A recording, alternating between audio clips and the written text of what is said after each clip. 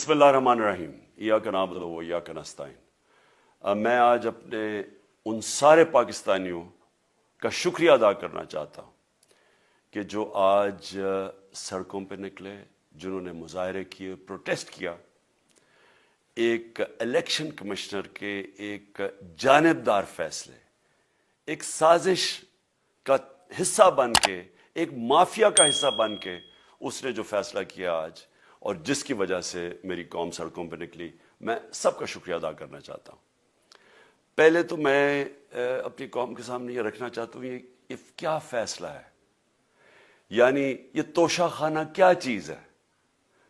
तोशा खाना वो है कि जब मुल्क का प्राइम मिनिस्टर, उसके वजीर, उसके आर्मी चीफ, इनको जब प्रेजेंट्स मिलते हैं, जब वो इक़्तिदार में होते हैं, तो जब उनको तोहफे मिलते हैं, तो ये जो सारे तोहफे हैं ये जाते हैं तोशा खाना के अंदर। एक पूरा रिकॉर्ड उधर कायम किया जाता है।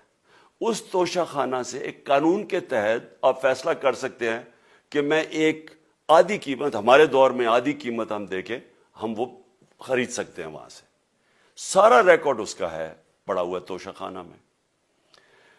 तो ये जो केस इसने किया है, ये जो केस के ऊपर फैसला दिया है, मैं आप सारी कौम के सामने अब ये कहना चाहता हूं कि जब भी, और इंशाल्लाह हम अब जा रहे हैं अदालत में, मैं आज सबके सामने कहना चाहता हूं कि ये अदालत के अंदर केस जाएगा और इसमें एक चीज गैर कानूनी नहीं निकलेगी, क्योंकि सारा रिकॉर्ड अवेलेबल है। और जिन्होंने कानून तोड़ा है, तोशा खाना का कानून किसने तोड़ा है? आसिफ जरदारी ने और नवाज शरीफ ने। कैसे तोड़ा है? उन्होंने 4 महंगी महंगी गाड़ियां इस तोशा खाना से निकाली है। कानून ये कहता है कि आप गाड़ियां नहीं निकाल सकते, मुझे भी मिली थी। तो उनके केस तो सुने नहीं, उनके 10 साल से केस पड़े हुए जो इन्होंने ये गाड़ियां गैर कानूनी तौर पर निकाली थी। और वो जो कि सारे मेरे वकील ने आज कौम के सामने बताया कि सारा रिकॉर्ड अवेलेबल है, उसके ऊपर इसने ये फैसला किया। तो पहले तो हम जाएंगे इंशाल्लाह अदालत में, लेकिन मैं इस इलेक्शन कमिश्नर के ऊपर अपनी कौम के सामने इसका जरा असलियत रखना चाहता हूं।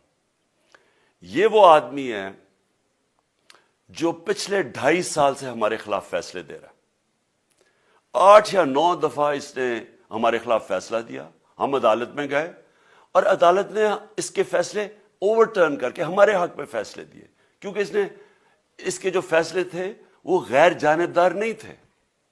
हम ईवीएम मशीन्स के ऊपर कोशिश करते रहे कि इस मुल्क में साफ और शफाफ इलेक्शन हो।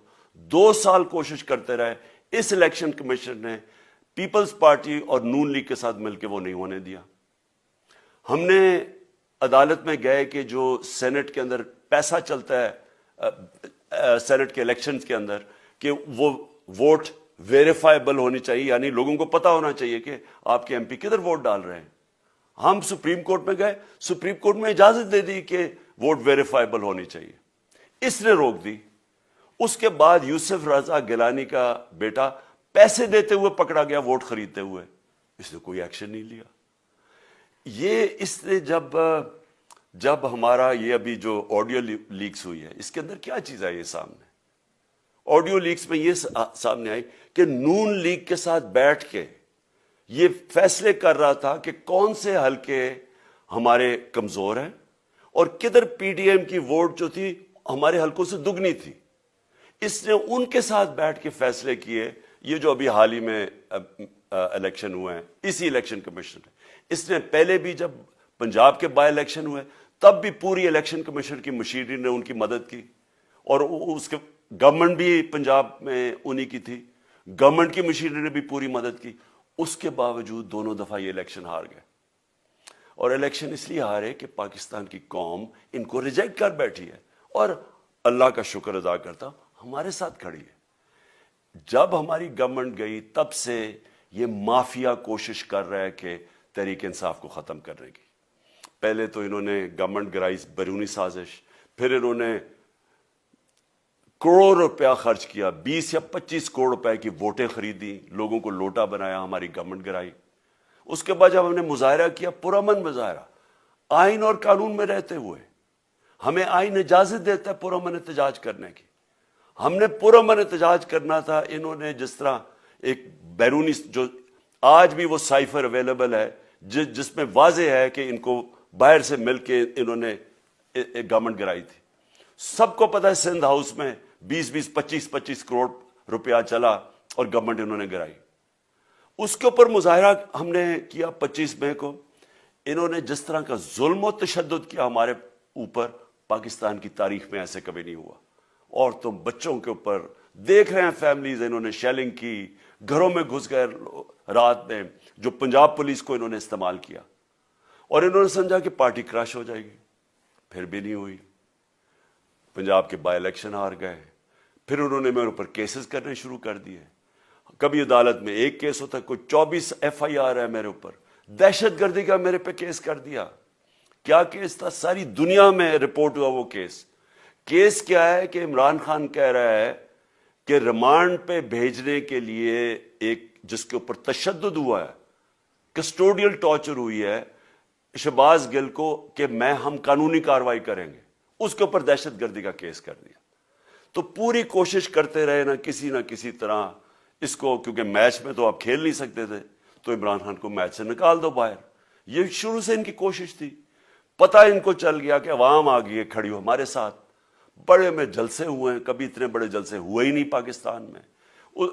اور پھر یہ جو ابھی جو الیکشن ہوا ہے اس کے اندر پوری پلاننگ کرتے ایک کینڈیڈیٹ کھڑا کر کے پھر بھی ہار گئے. تو یہ مجھے پہلے ہی پتا تھا کہ انہوں نے اس کا رزلٹ کیا آنا ہے. میری ساری پارٹی کو پتا ہے, میں نے ان کو واٹس ایپ کیا, اپنے سارے لوگوں کو بتایا.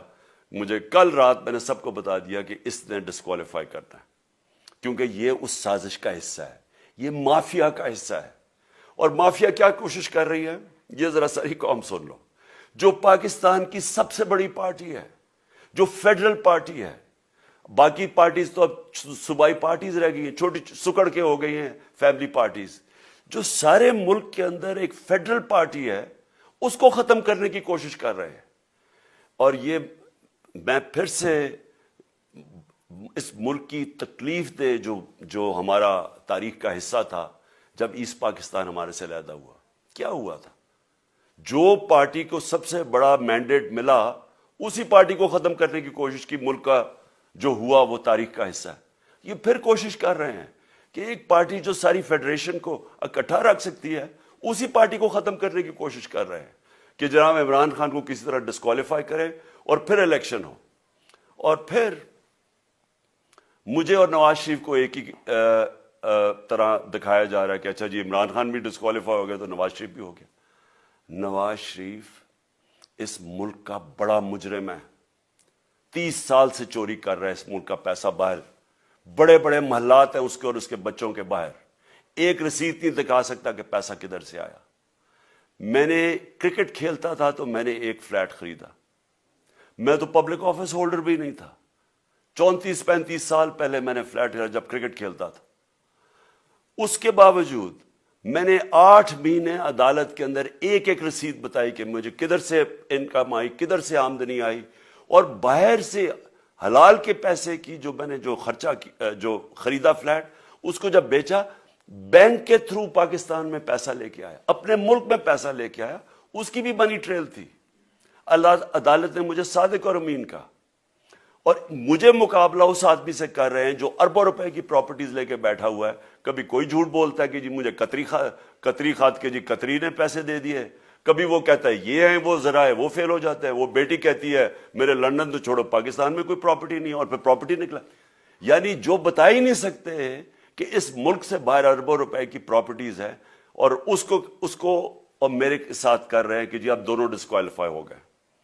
اور جو سب سے شرمناک چیز کیا ہے کہ جس آدمی کی ساری پراپرٹی سب پاکستان سب ڈکلیئرڈ اپنے نام پہ, اس کو ڈسکوالیفائی کر رہے ہیں, اور یعنی میچ سے باہر رکھنے کی کوشش کر رہے ہیں. اور کن کو اس ملک میں بچایا جا رہا ہے؟ اس ملک کے بڑے بڑے مجرم جن کے اوپر اربوں روپے کے کیسز ہیں, وہ آ کے پہلے تو ان کو سازش کے تحت ملک پہ بٹھایا جاتا ہے, پھر وہ قانون اسمبلی میں بیٹھ کے نیب کا قانون چینج کرتے ہیں اور 1100 ارب روپے اپنا معاف کروا لیتے ہیں. قوم جب نیچے پسی ہوئی ہے آج مہنگائی میں, بے روزگاری میں, 6 مہینے میں انہوں نے ملک کدھر سے کدھر پہنچا دیا ہے. آج دنیا کہہ رہی ہے کہ پاکستان قرضے نہیں اپنے واپس کر سکتا, ہمارے بانڈز کریش کر گئے ہیں, ہماری انڈسٹری نیچے جا رہی ہے, ہمارا فورن جو پاکستان میں ڈالرز آنے تھے ایکسپورٹس بھی نیچے جا رہی ہیں, ریمیٹنس بھی نیچے جا رہی ہے, ملک کی دولت کم ہو رہی ہے, گروتھ ریٹ نیچے چلی گئی ہے, کسان علیحدہ سڑکوں پہ نکلے ہوئے ہیں, ٹیکسٹائل انڈسٹری وہ 20% بند ہو گئی ہے. 6 مہینے میں وہ پاکستان کو یہاں لے کے آئے ہیں اور اپنے صرف پیسے بچا رہے ہیں, صرف آ کے اپنی چوری بچا رہے ہیں. اور جو آدمی 26 سال سے سٹرگل کر رہے ہیں اس ملک میں, قانون کی بالادستی ہو, انصاف ہو, احتساب ہو, اس کے اوپر کیسز کر رہے ہیں اس طرح کے, صرف اور صرف میرا منہ بند کرنے کے لیے. میں آج اپنی ساری قوم کے سامنے یہ آپ سب کے سامنے یہ وعدہ کرتا ہوں کہ میری جتنی بھی زندگی ہے وہ ان چوروں کا مقابلہ کرنے کے لیے. میں اس کو سیاست نہیں سمجھتا, میں اس کو جہاد سمجھتا ہوں. یہ جو مافیا بیٹھا ہوا ہے جس کا یہ حصہ ہے یہ الیکشن کمشنر, میں جب تک زندہ ہوں میں ان کا مقابلہ کروں گا. میں اپنے سارے آج جو پروٹیسٹرز بیٹھے ہیں, میں آپ سب کو آج پہلے تو شکریہ ادا کرتا ہوں. اب میں کہتا ہوں کہ اب آپ پروٹیسٹ ختم کر دیں. آج آپ پروٹیسٹ اب ختم کر دیں, کیونکہ لوگ اس وقت مشکل میں ہیں اور میں نہیں چاہتا کہ میری قوم مشکل میں ہو. لیکن آپ سب تیاری کریں. میں نے کہا تھا مہینے کے اینڈ میں لانگ مارچ کروں گا, اور میں پوری طرح انشاءاللہ اس ملک کی تاریخ کی یہ سب سے بڑا پروٹیسٹ ہوگا. اور یہ صرف لانگ مارچ پہ ختم نہیں ہوگا, یہ میری حقیقی آزادی کی تحریک چلتی رہے گی جب تک اس ملک کے اندر قانون کی بالادستی قائم نہیں ہوگی. اس طرح کے چور, اس طرح کے ڈاکو, اس طرح کے مافیا, اس طرح کا یہ کرپٹ الیکشن کمشنر, جب تک یہ بیٹھے ہیں میری یہ تحریک چلے گی. اور میں اپنی ساری قوم کو آج کہہ رہا ہوں کہ یہ ملک ایک فیصلہ کن موڑ پہ ہے. اگر ہم جو اللہ کا حکم ہے کہ ظلم اور ناانصافی کے سامنے کھڑے ہو, جہاد کرو, اللہ کا حکم ہے امر بالمعروف, اچھائی کے ساتھ کھڑے ہو اور اس طرح کے چوروں کے خلاف کھڑے ہو, جب تک ہم قوم اس فیصلہ کن وقت پہ اب جدوجہد کرنے کے لیے تیاری نہیں کریں گے, ہم ان چوروں سے اپنی جان نہیں چھڑا سکیں گے. جہاد اللہ نے ہمارے پہ فرض اس لیے کیا ہے کہ جب ہم ظلم کا مقابلہ کرتے ہیں اپنی بہتری کرتے ہیں, ظلم کم ہو جاتا ہے. جب ہم اس طرح کی ناانصافی اور ظلم کے سامنے سر جھکاتے ہیں ہماری معاشرہ تباہ ہو جاتا ہے. جب معاشرہ اچھے اور برے کی تمیز ختم کرتا ہے, یہ چور جا کے ملک کا فیصلہ کرتے ہیں, وہ معاشرہ کو تباہ کر دیتے ہیں. ہم آج اس فیصلہ کن وقت پہ کھڑے ہیں. میں آپ کو کال دوں گا, پھر سے میں آپ کو کہوں, اور انشاءاللہ اس ملک کی تاریخ کی یہ سب سے بڑا مظاہرہ ہوگا, یہ سب سے بڑی پروٹیسٹ موومنٹ ہوگی, اور یہ رکے گی نہیں. اب یہ جب تک ہم اس ملک کو حقیقی طور پہ آزاد نہیں کرتے, یہ میری پروٹیسٹ موومنٹ اب چلتی رہے گی. پاکستان زندہ باد.